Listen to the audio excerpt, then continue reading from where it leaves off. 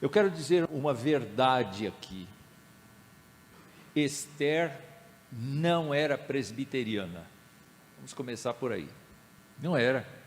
Era uma judia que não tinha a compreensão ainda de Jesus Cristo, porque Jesus Cristo não estava sendo revelado.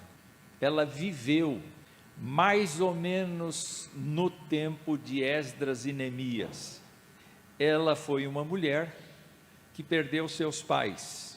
Então ela foi criada por um parente chamado Mordecai ou Mardoqueu, depende da tradução. E ela, na verdade, não se casou com Assuero, e a gente pode dizer, e eles viveram felizes para sempre. O livro não trata do tempo que ela ficou casada com ele, porque não é foco do livro contar o romance da judia que conquistou o coração do maior imperador da época, e de como eles foram felizes para sempre.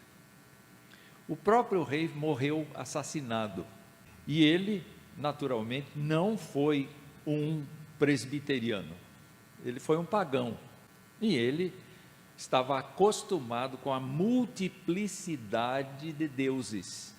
Aliás, por conta de ter um império muito vasto, nós vamos ver no mapa, nós vamos perceber que esse rei tinha a capacidade de atender às necessidades locais de acordo com os usos e costumes das províncias que ele comandava. Então ele tinha essa abertura, mas ao mesmo tempo ele era preso a 7 famílias nobres. Dessas famílias nobres é que geralmente vinham os príncipes que comandavam as 127 províncias que ele governava. Foi o primeiro, vamos dizer assim, grande rei internacional, não é? O Império Persa foi muito extenso, e esse rei então tinha, claro, a sua mulher chamada Vasti, a rainha mãe, ou a rainha consorte, e tinha naturalmente as concubinas, e tinha todo o harém que um rei tinha na antiguidade. Vamos nos lembrar que o judeu Salomão tinha um harém famoso, não é? Ele comemorava todos os dias o dia da mulher presbiteriana, porque todo dia tinha um monte de mulheres a dispor de Salomão. É um louco. De sábio virou louco, não é? Pois é. Então nós vamos ver alguns slides aqui a respeito deste livro. Você consegue ler o livro de Esther em menos de meia hora. Uma sentada só você consegue ver tudo isto. Então, Esther compõe a parte do cânon do Antigo Testamento conhecida como livros históricos. Quando você vai para a sua Bíblia, no final dela, existe um esboço muito rápido acerca do conteúdo do livro. Não sei se vocês já foram lá para ver a última sessão, depois do Apocalipse, tem lá alguma coisa nesse sentido, dê uma espiadinha lá. Mas olha o período, registra os acontecimentos entre o retorno de Zorobabel, que foi em 538 a.C., e o segundo retorno com Esdras, 458 a.C. Só que os acontecimentos aqui não são de Jerusalém, são de Suzã, uma das capitais do Império Persa e suas cercanias, porque o Império Persa tinha ao menos 3 capitais. Então, estes fatos estão acontecendo na cidadela de Suzã. O que mais que nós temos aqui? Não se pode dizer quem foi que escreveu o livro de Esther, não se tem ideia. Há uma forte sugestão de que tenha sido o próprio Mordecai, mas talvez uma outra pessoa. A característica desse autor é a característica de não mencionar em nenhum lugar o nome de Yahvé, de Jeová. Não existe nenhuma menção a Deus nesse livro. É como se fosse um livro de história profana, ou um romance. Não tem nenhuma fala, nenhuma referência, nenhuma citação de outro livro da Bíblia neste livro. O Novo Testamento não cita o livro de Esther, nenhuma vez. Então alguns chegaram a perguntar, mas por que está no cânon? Por que é que os israelitas consideraram válido o cânon, incluindo Esther? E a resposta é muito simples, porque é o livro de Esther que introduz no calendário judaico a festa do Purim, que é o tempo em que os judeus foram libertados de um holocausto no tempo do Império Persa. Então os eventos que giram dentro do livro, giram em torno deste fato. Os judeus tinham um decreto de morte, exatamente num determinado dia do mês de Adar, no dia 13 do mês de Adar, a população em geral tinha o direito de matar todos os judeus e de saquear os seus bens. Pode imaginar? Não é? A gente chegar aqui e dizer assim, dia 13 de dezembro, toda a igreja presbiteriana do Brasil vai ser consumida, e casa, dinheiro, investimentos, tudo que você tiver, vai para o bolso dos interessados. Então é uma situação que gerou muita tristeza, muita luta, muita dificuldade. Então, esse autor escreve sobre esse episódio em torno de 478 a.C. E você está percebendo então que um pouco antes Zorobabel tinha levado um grupo para Jerusalém, e depois, bem um pouco mais tarde, também Esdras tinha levado um segundo grupo para Jerusalém. Então está exatamente num período em que toda a população judaica de Judá está ameaçada. O versículo-chave, considerado pelos estudiosos, é Esther 4,14, abra lá por favor. Esther 4,14 é uma fala de Mardoqueu, ou de Mordecai. A minha memória recente se perde, a minha memória antiga que vem. Então eu comecei minha vida falando Mardoqueu, agora é Mordecai. Vamos lá, 4,14, vamos ler? Porque se você ficar calada agora, de outro lugar virá socorro e livramento para os judeus, mas você e a casa de seu pai perecerão. Mas quem sabe se não foi para uma conjuntura como esta que você foi elevada à condição de rainha? Então, a palavra-chave para este livro inteiro, sem dúvida alguma, é a soberania de Deus, é a providência de Deus, é o cuidado de Deus para com o seu povo. Então nós vamos olhar aqui, em vermelho, gente, está o domínio de Xerxes I, ou Assuero. Dá uma espiada como esse território é enorme, bastante, né? Bastante. Então, o que o decreto inicial promoveu? Que em toda a parte vermelha, onde houvesse uma família judia, ela podia ser morta com autorização do governo, e os seus bens saqueados, apropriados por quem matasse esses judeus aí. Então é muita coisa. Quando nós olhamos para Esdras e para Neemias, os livros de Esdras e Neemias estão concentrados tão somente na construção do templo pela segunda vez, na restauração espiritual da população, estão preocupados em trabalhar de volta os sacrifícios no templo, e eles, nós sabemos que eles estão lutando com muita oposição local. Quando a gente lê Neemias, a gente vê que a cidade não tem muralhas, ela está desguarnecida de proteção. Então, por conta disto, o trabalho de Neemias é reconstruir as muralhas de Jerusalém, é colocar ordem política dentro da cidade e é restaurar os processos religiosos, a guarda do sábado e uma porção de outros elementos que são característicos dos judeus. No tempo de Esther, que é um pouco anterior a esses dois livros, nós vamos encontrar a crise em Suzã. Foi ou não? Foi. A crise foi em Suzã, mas a crise envolve todo o território vermelho, inclusive Jerusalém.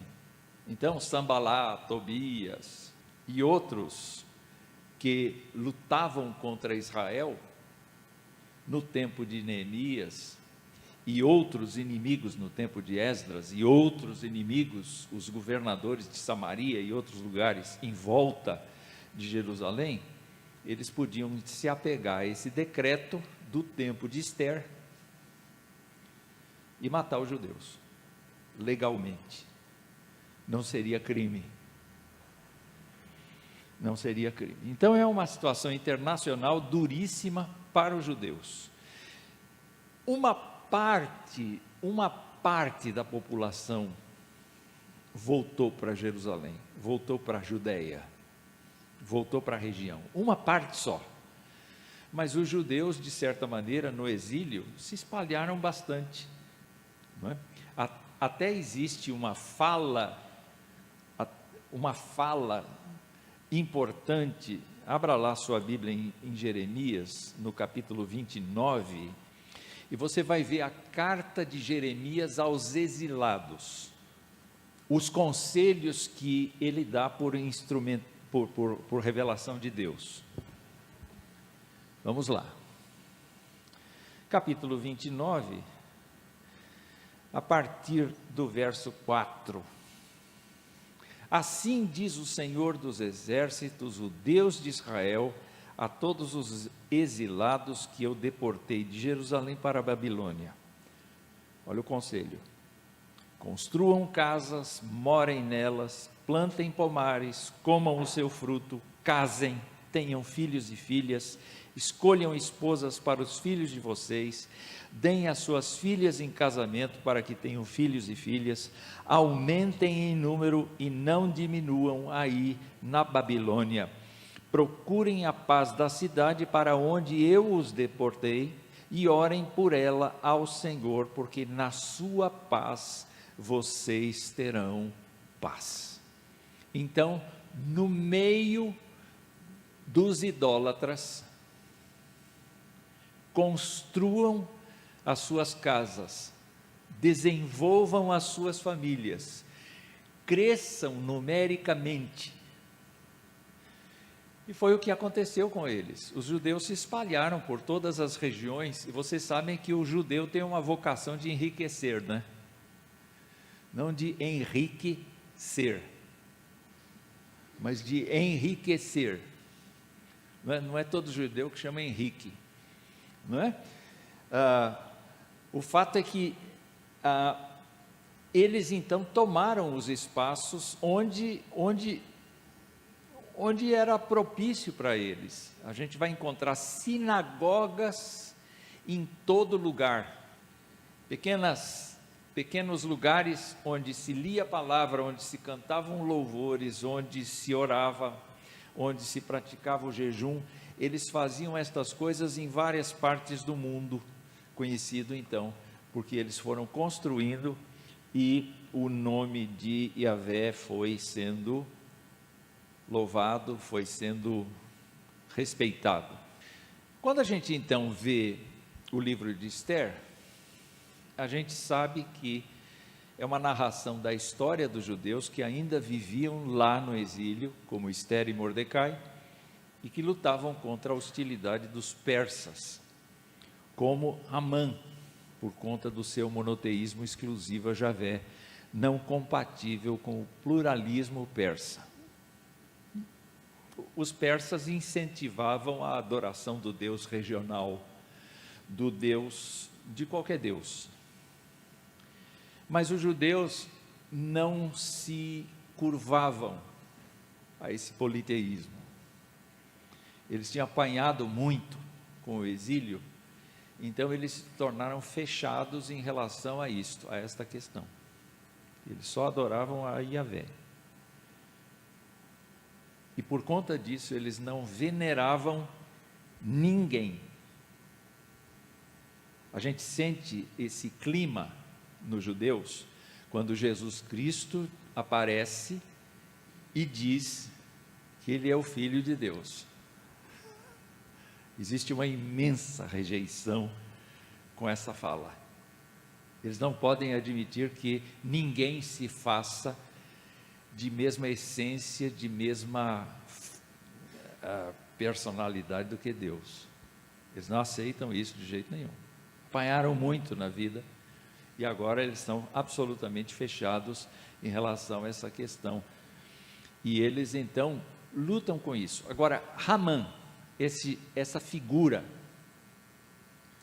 é elevada, no livro a gente vê isso, ela é elevada a primeiro-ministro desse império de 127 províncias. Uma pessoa extremamente importante dentro do contexto. E há uma característica, ele é procedente dos agagitas. Quem lembra um pouco da história, pode se lembrar que Deus determinou que Agag, rei dos agagitas, fosse morto, com toda a população. E Saul não fez isso. Saul matou todo mundo menos Agag. Então Samuel veio e Samuel se arremeteu contra Agag e o matou, para cumprir a vontade de Deus. Agora, vocês podem imaginar então que Ramã, ele já tem uma predileção ao contrário pelos judeus. Ele é antissemita até o último fio de cabelo, por conta da história do passado. Mas aqui ele vai encontrar um judeu, justamente Mordecai, que não se dobra diante dele, porque ele agora é o primeiro-ministro. Então, quando ele passa, as pessoas se curvam diante dele, porque ele é a autoridade suprema. Abaixo do rei não tem ninguém. Ele é como José do Egito, o segundo na linhagem. Ele passa por Mordecai, Mordecai fica na dele, não se curva. E é por causa de juntar essas coisas todas que ele vai ao rei e diz: esse povo é maldito, esse povo precisa ser acabado com ele, eu tenho uma oferta para ti. Qual é a oferta? O senhor faz um decreto, a gente mata todos eles e eu te entrego 10.000 talentos de dinheiro. Era uma fortuna grandíssima, mas como é que ele ia conseguir essa fortuna? Com os despojos de todos os judeus. Ele ia coletar tudo isso e uma parte ele ia dar para o rei. Então o rei ia ganhar um mensalão. Eu não sei como é que é esse nome, uma propina boa. Uma propina boa. Então a história toda tem não o objetivo de contar essas falcatruas reais, mas tem o objetivo de compartilhar conosco a origem da festa do Purim, que está aí em Esther 9, de 26 a 32. Vamos lá. Dá uma espiadinha lá. de 26 a 32, é isso, né? Por isso esses dias são chamados de Purim, do nome Pur, daí por causa de todas as palavras daquela carta e do que testemunharam e do que lhes havia acontecido, os judeus decidiram por eles mesmos, que eles mesmos, os seus descendentes e todos os que viessem a se juntar a eles, não deixariam de comemorar estes 2 dias, segundo o que se havia escrito a respeito deles, no tempo marcado, todos os anos, e que estes dias seriam lembrados e comemorados geração após geração por todas as famílias, em todas as províncias e em todas as cidades, e que estes dias de Purim jamais iriam desaparecer entre os judeus, e que a memória deles jamais se extinguiria entre os seus descendentes. Então a rainha Ester, filha de Abiail, e o judeu Mordecai escreveram com toda a autoridade uma segunda carta para confirmar a carta de Purim.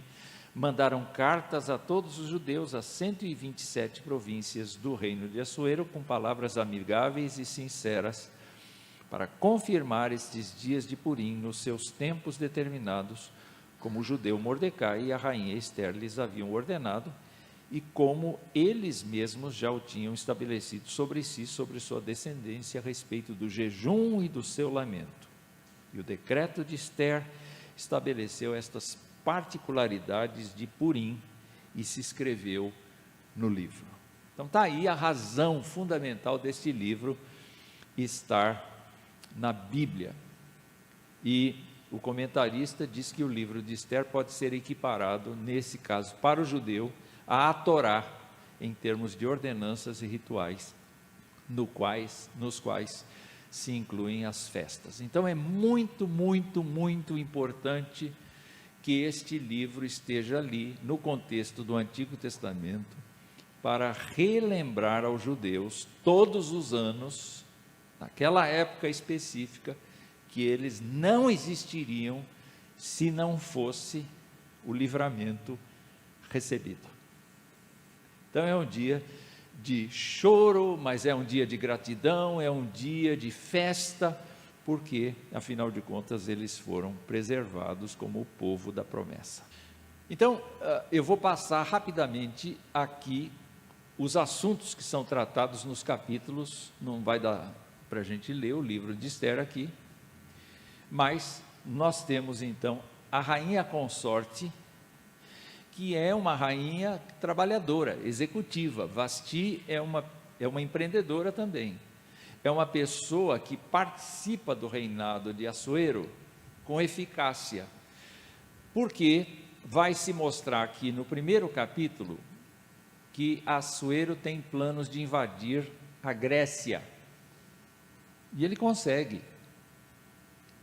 Ele chega a Atenas. Alguém de vocês assistiu aquele filme 300?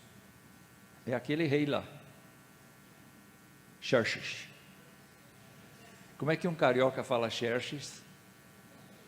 Xerxes. É difícil para mim. Como é que é? Pois é isso aí. O fato, queridos, é que este rei, então, tem os planos de invasão de diversas áreas, de diversas direções. Então, o primeiro capítulo vai demonstrar que ele faz a reunião dos generais, dos capitães. Ele faz uma reunião que dura 6 meses. E nesse tempo de 6 meses é o tempo de planejamento da guerra. Nesse tempo, então, ele organiza uma festa inaugural, passa-se aos trabalhos de investigação do que o reino tem, do que precisa para ganhar a guerra, e ao final de 6 meses ele convida a população de Suzã para uma festa de 7 dias, e nessa festa de 7 dias ele fica bêbado, alegre, como diz o texto bíblico, ele fica fora de si quase. E ele então quer exibir não as riquezas que ele tem físicas, ele quer exibir a mulher dele. Enquanto isso está ocorrendo, ela própria está dando uma festa, um banquete, ela própria está liderando as mulheres. Então ela está trabalhando. Mas de repente, então, ela recebe 7 eunucos da parte do rei, e esses 7 eunucos dizem: o rei quer você só com a coroa, para exibir a tua beleza. Ela disse: não vou. Não vou e não vai. Não foi. O rei ficou irritadíssimo. Imagina, diante de todo o meu staff principal, eu estou coordenando aqui uma guerra de invasão, de repente uma mulher acaba não aceitando a minha ordem. Aí um dos príncipes diz assim: se o senhor deixar, todas as mulheres do reino vão fazer a mesma coisa, tem que tirar essa rainha. Então ela é deposta do cargo de rainha, ela não é morta, ela não é executada, ela não é presa, o texto não mostra para onde ela vai, mas ela perde o status de rainha consorte, ele fica solteiro, de certa maneira, e ele vai para a guerra, lá ele ganha várias regiões, mas no final desse tempo, de quase 3 anos, ele tem uma batalha no mar, que ele perde feio, por conta de estratégia errada. Ele volta com o rabinho entre as pernas, para o seu reino, e o resto do tempo que ele vive, ele vai construir palácios. Esquece a ideia de dominar o mundo, e fica concentrado só na sua vida, regendo-se pelo expediente interno do reinado, fica na dele. E é justamente nesse tempo, então, que vem Esther. Portanto, Esther tem entre Vasti e Esther tem um espaço assim de cerca de 4 anos, até que ela venha. E quando o conselho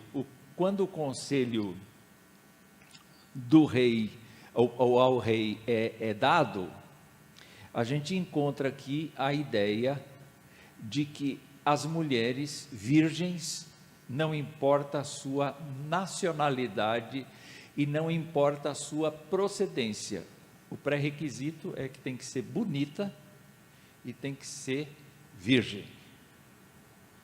Esses são os requisitos, não é? Só que todos têm o direito de apresentar suas filhas, suas irmãs, a fim de que passem por esse Miss Universo, não é? E sejam vistas então.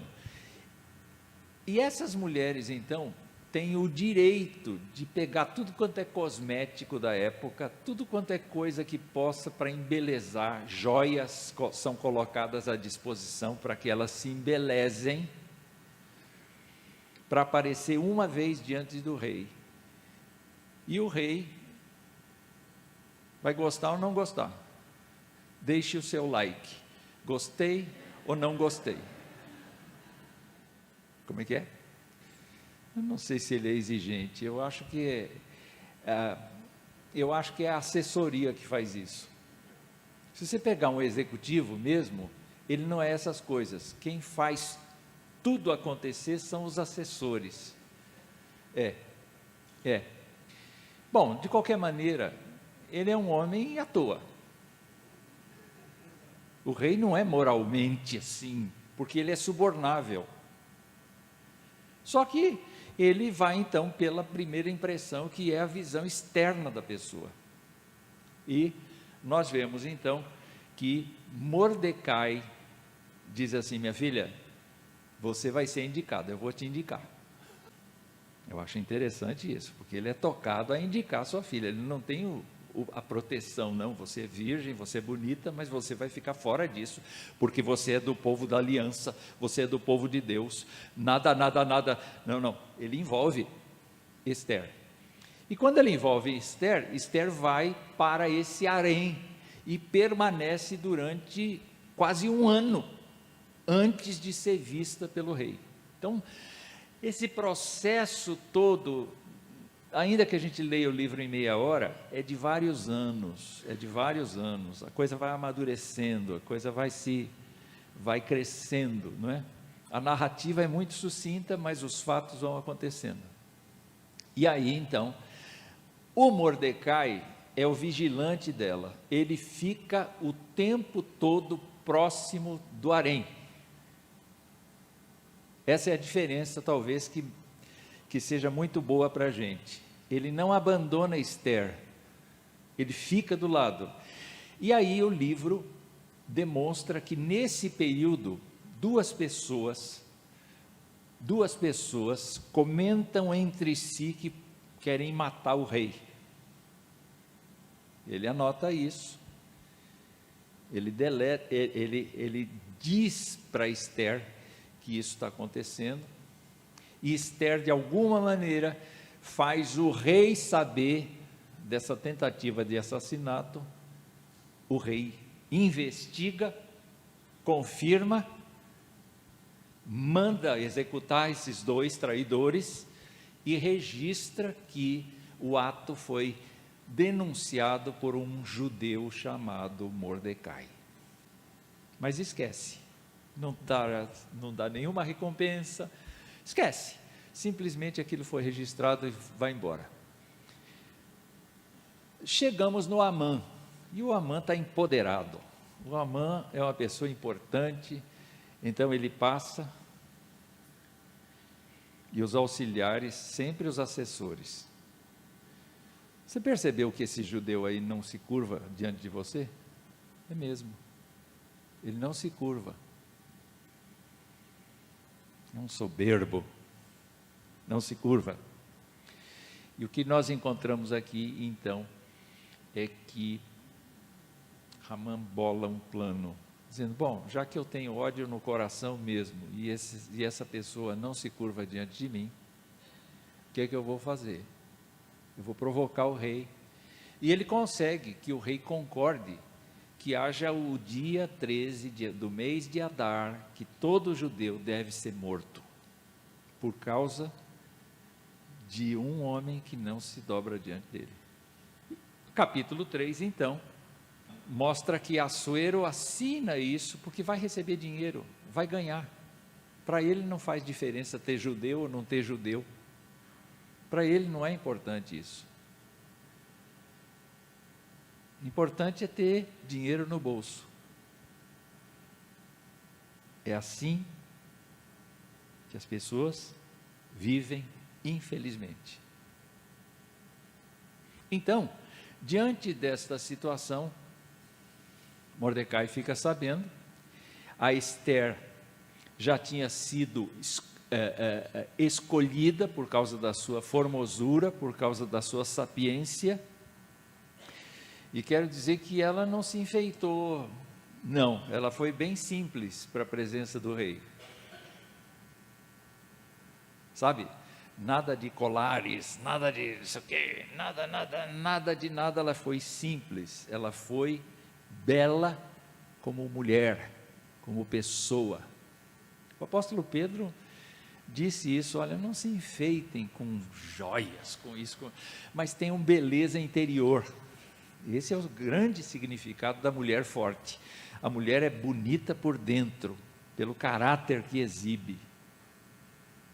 Não adianta ter boas formas e grande quantidade de adereços, porque a beleza da mulher está na sabedoria, no perfume que ela exala quando sai coisa inteligente de sua boca.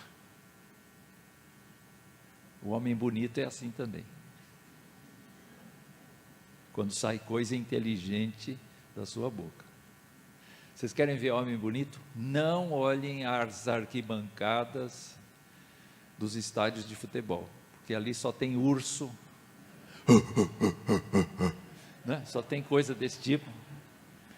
Não olhem para isso, não. Então, Mordecai diz assim, saiu o edito. Ela disse, não estou sabendo. Quer dizer, a comunicação da rainha não era assim muito frequente. Você tem que falar com o rei, mas eu não vejo o rei há 30 dias. Então, não era uma coisa assim de todo dia fazendo o arrozinho do marido, nada disso. Era justamente esse período de intervalo em que o rei chamava. Quando o rei chamava, a mulher comparecia. Quando o rei não chamava e ela entrava, ela corria o risco de ser morta, porque o rei não tinha chamado. Então, Esther vai dizer exatamente isso. Você sabe que entrar na presença do rei sem ser convidado é morte certa. E aí entra o nosso verso-chave. Será que não foi por isso que você foi escolhida rainha? Para agora entrar lá? Então ela disse assim, então por favor, apregou a um jejum. Então toda Suzã entrou em jejum. Não se fala para quem era o jejum, não se fala de oração para Deus, nada se fala no livro. Entretanto, a gente não pode imaginar jejum por jejum. Tem que ter um jejum e tem que ter um Deus por trás. Não é verdade? Então nós encontramos aí esta petição dela, que diz isso, vá lá, apregou a jejum, eu e a minha turma aqui no palácio vamos jejuar também, e ela vai a Assuero, e aí ela então se revela como uma judia. Sabe aquele povo que o Senhor mandou matar? Eu sou dele. O interessante é que quando ela entra na presença do rei, o rei estende o seu cetro de ouro para ela, tem prazer em vê-la, tem alegria em vê-la e a acolhe. O que você quer, minha filha? E ela diz, eu quero que o senhor vá jantar com Ramã lá no meu palácio. Nós vamos. Nós vamos. E naturalmente, Ramã fica orgulhosíssimo. Por quê? Porque a rainha consorte convidou o rei e convidou quem mais? Quem mais? Eu. Então, eles vão jantar lá. O que você quer? Eu te dou metade do reino. O que você quer? Eu falei, não, eu quero que vocês venham jantar amanhã de novo. Aí eles vão. Mas já na casa de Ramã, a coisa começa a ficar meio nebulosa. Eu falei, olha, tem coisa aí no ar. Enquanto isso, Ramã passa pelo Mordecai, e o Mordecai faz o quê? Bom dia. Oi. Tudo bem, chefe? Não se dobra. Desgraçado. Daí para cima, não é? E ele disse, o que eu faço? Família, o que eu faço? E na família dele, eles deram uma solução boa. Construa uma forca de 25 metros de altura. Quer dizer, não vai dar para ele relar o chão, o pé no chão de jeito nenhum. Com 25 metros de altura. Construa essa coisa para todo mundo em Suzã ver o cara pendurado lá. Boa ideia. Constrói uma forca. E aí nós encontramos então, entre um jantar e outro, o rei com insônia. Muita insônia, não conseguia dormir. E a história do livro diz, olha, traga para mim as crônicas de quem fez alguma coisa boa nesse reino aqui. O rolo se abre e cai onde? Cai onde? Cai em Mordecai. A gente fez alguma coisa por esse homem aqui? quando ele me livrou da traição há tempos atrás? Não, nada foi feito. Então é agora que a gente vai fazer. De manhã, Ramã chega, bom dia, tudo certo para o jantar de hoje à noite, tudo certo, e não fala nada da forca, mas simplesmente o rei diz assim, escuta, o que eu faço com uma pessoa que fez uma coisa boa para mim, e eu não dei para ele recompensa nenhuma? Está falando de mim. Só pode estar falando de mim. Rei, faz o seguinte, põe essa pessoa no teu cavalo, põe essa pessoa com o teu cetro, põe essa pessoa com a tua capa, e na frente, quem conduzir o cavalo vai dizer, este é o homem que o rei honra. Então, meu amigo, vá lá e faça isso, e ponha em cima do cavalo a Mordecai.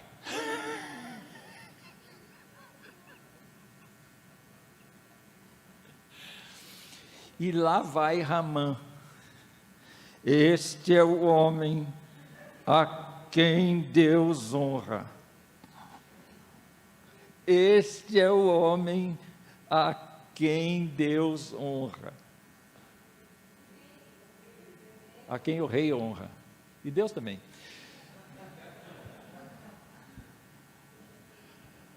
Queridos irmãos e irmãs, como a história dá volta.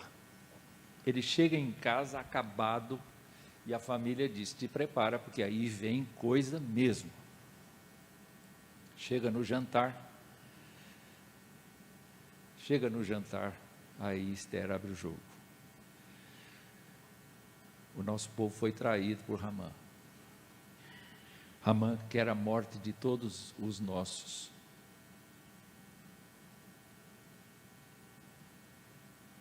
E o rei faz o quê? Tem a propina para receber. E tem Esther. O que ele faz?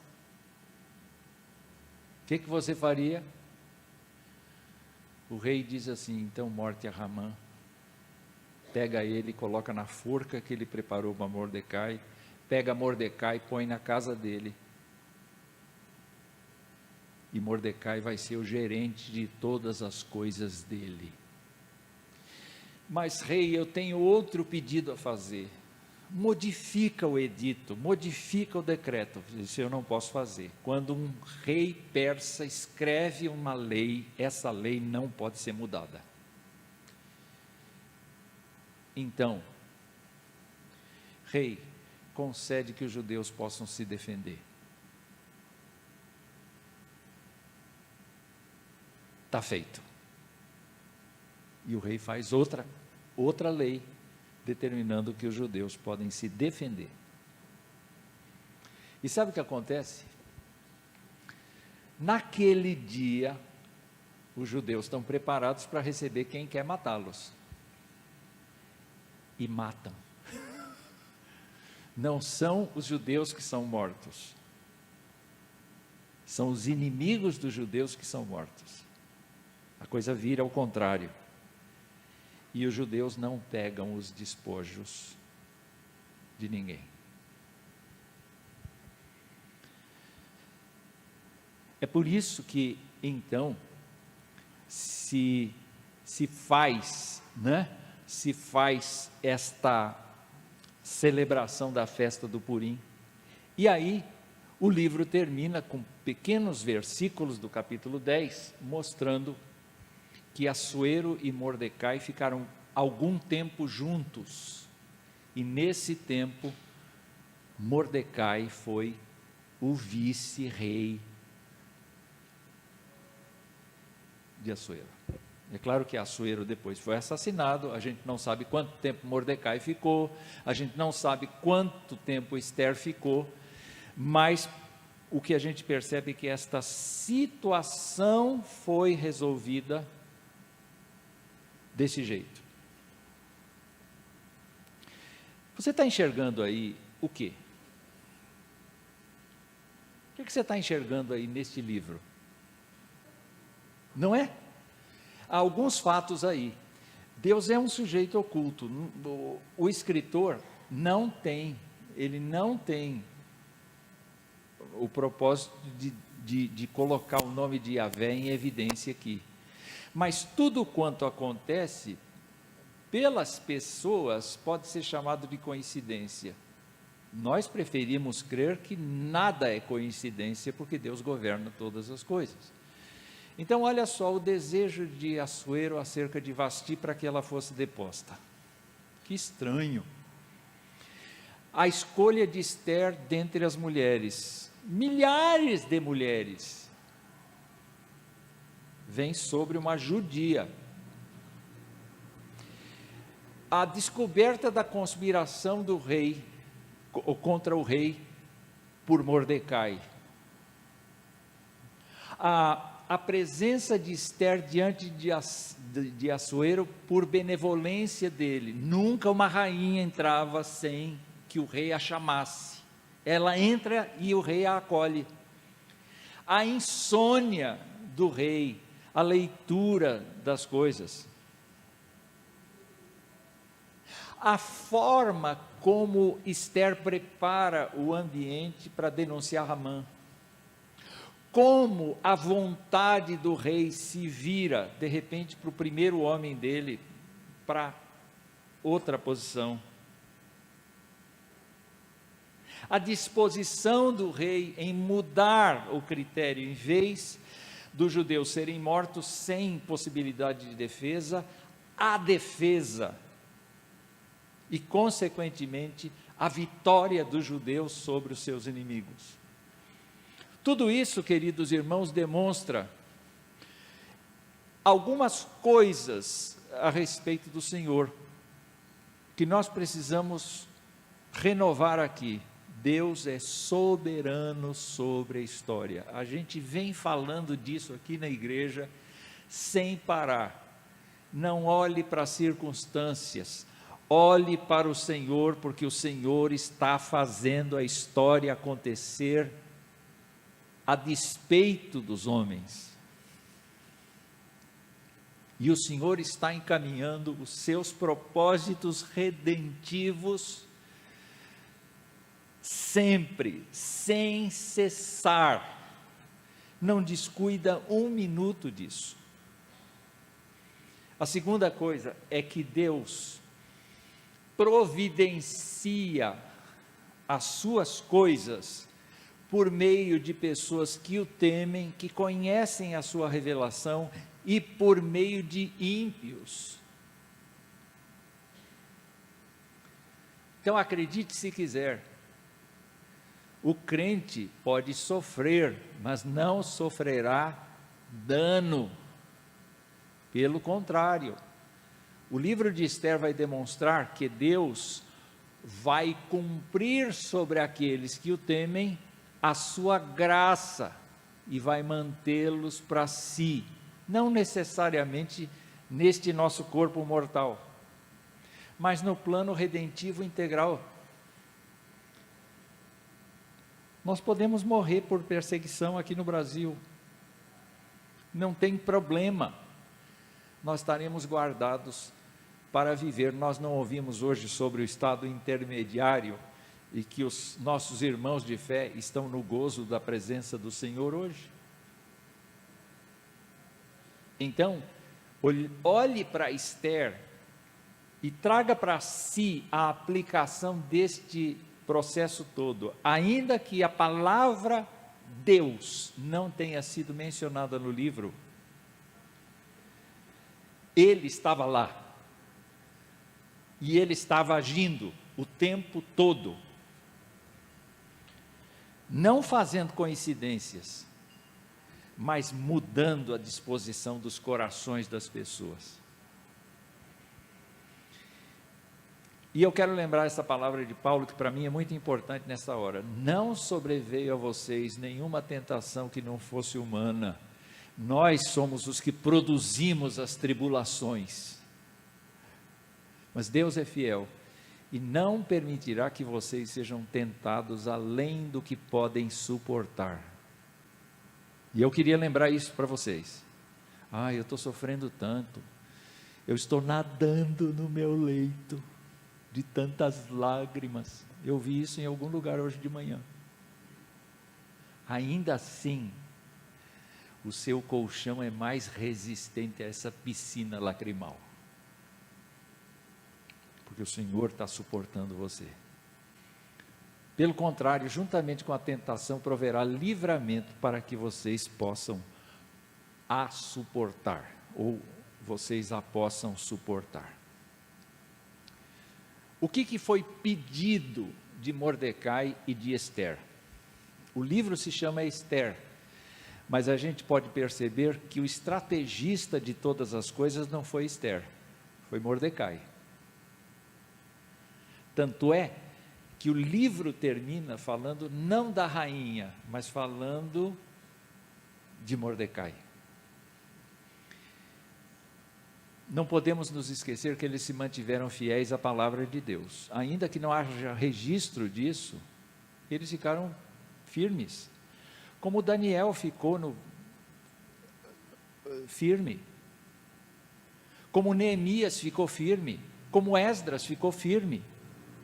Nós precisamos marcar a nossa presença aqui no mundo, não por aderirmos a qualquer ideia, mas por nos mantermos firmes aos princípios que nos são ensinados pelas Escrituras. É isso que vai nos marcar como cristãos.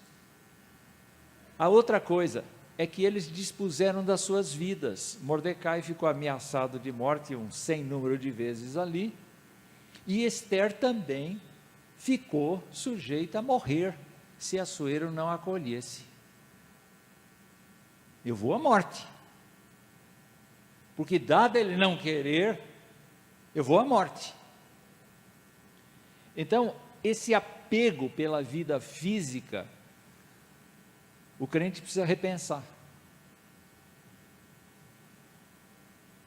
O crente precisa repensar. Ah não, eu não vou evangelizar, Deus me livre, se alguém descobre que eu sou crente, vai dar um transtorno doido, eu vou ser perseguida, maltratada no emprego, maltratada em casa.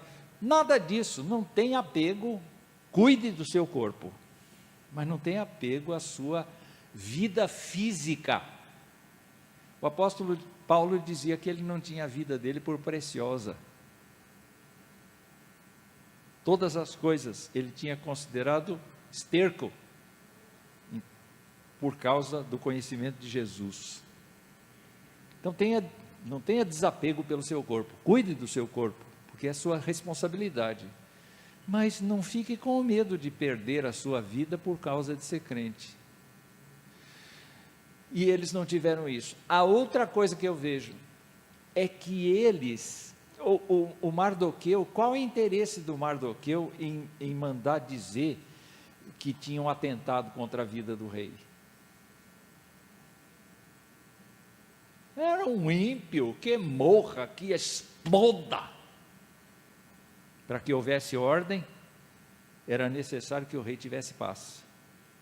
E Mardoqueu foi lá e disse: tem gente querendo a vida dele. Nós precisamos olhar para isso. A Ester se sujeitou aos princípios estabelecidos pelo rei, mas eles então, mesmo assim, buscaram justiça. Ah, se Deus quiser, Ele nos livrará, nós vamos ficar na nossa. Não foi o caso deles. Eles recorreram aos tribunais, eles se opuseram à injustiça, eles lutaram pelo interesse do seu povo, quer dizer, eles foram agentes políticos da maior expressão. E a gente não pode se omitir da responsabilidade de sermos cidadãos que se reportam ao Estado. A gente não pode só pensar no reino de Deus lá adiante, tem que pensar no hoje aqui, no bem-estar dos nossos filhos, no bem-estar daqueles que vêm depois de nós. E a última coisa que eu vejo ali é que eles não foram insensatos, eles foram prudentes no agir. Eles foram prudentes no agir. Eu coloquei no Google, não sei se vocês gostam da fisionomia dessa pessoa, nem sei quem é essa pessoa. Bonitinha, né?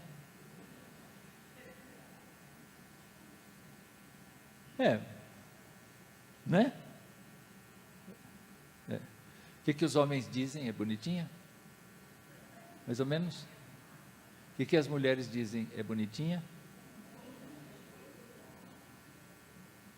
Mas traz para a gente uma imagem de simplicidade. E é isso que eu queria trazer para vocês. Não uma mulher esplendorosa, uma mulher simples, mas uma mulher que transmite paz, serenidade. E eu queria dizer para vocês, então, que o livro de Esther é mais ou menos isto. Nós aprendemos com o livro de Esther que Deus, mesmo não sendo pronunciado o seu nome, continua zeloso por nós. E o que nós precisamos fazer é depender do Senhor a cada dia.